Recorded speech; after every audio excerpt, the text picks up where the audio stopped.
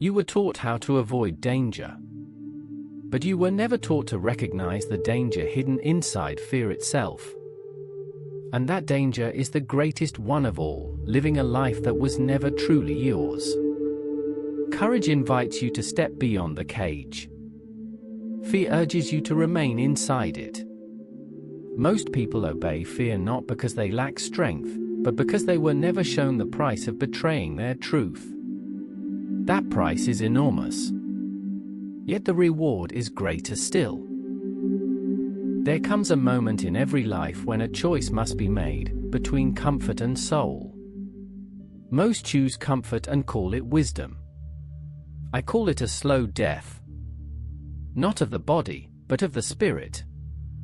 The death of joy, possibility, and inner fire. Only courage can cure this death.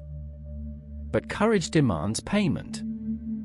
And this payment is exactly what most people refuse to give. If you listen deeply now, you may feel a quiet pull inside, a whisper saying, "It is time." Courage is not for the brave. It is for the honest.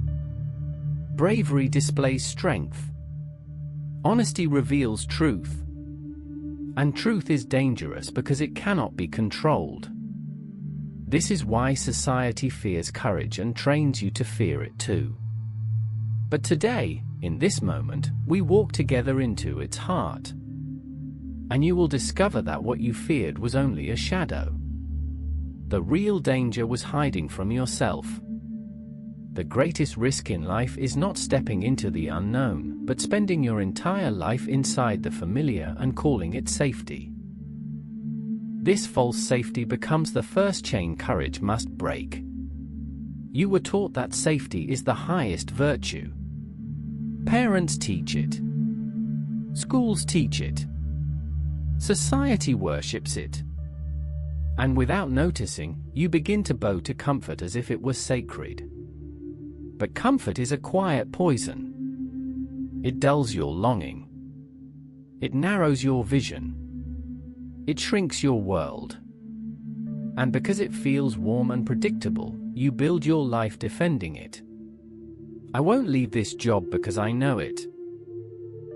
I won't leave this relationship because I understand it. I won't take that step because I can predict what happens if I stay. Do you see the trap? The cage feels safe only because you have forgotten the sky. A bird can forget it has wings if the cage is small enough and the ears are long enough. And when the door finally opens, the bird does not fly, not because it is weak, but because it no longer remembers freedom. This is how most lives are lived. Limits become identity.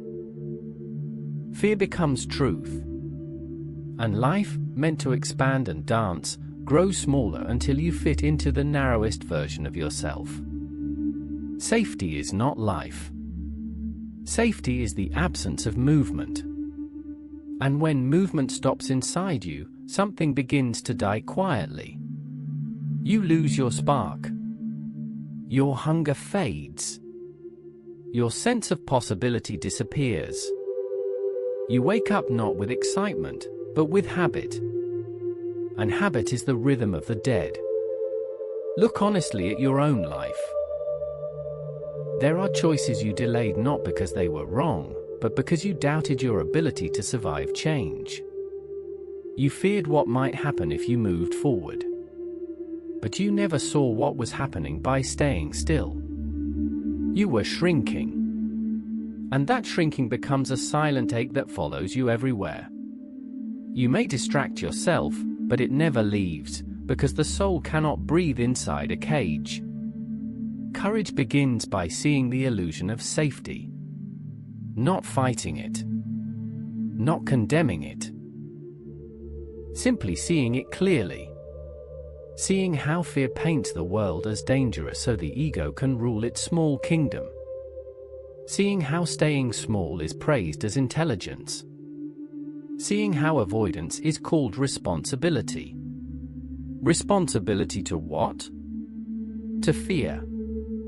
Once this becomes clear, something shifts. You realize the real danger was never outside you. The real danger was the life you postponed while waiting for guarantees. But life offers none. Birth is risk. Love is risk. Creation is risk. Change is risk. Everything alive demands movement. And when this truth reaches your heart, a quiet courage is born, not heroic, not loud, but steady. A whisper that says, "I cannot stay here anymore." This whisper is freedom beginning.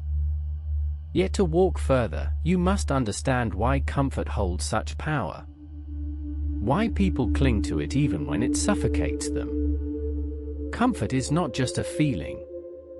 It is a sedative. A soft blanket that keeps you warm while slowly stealing your strength.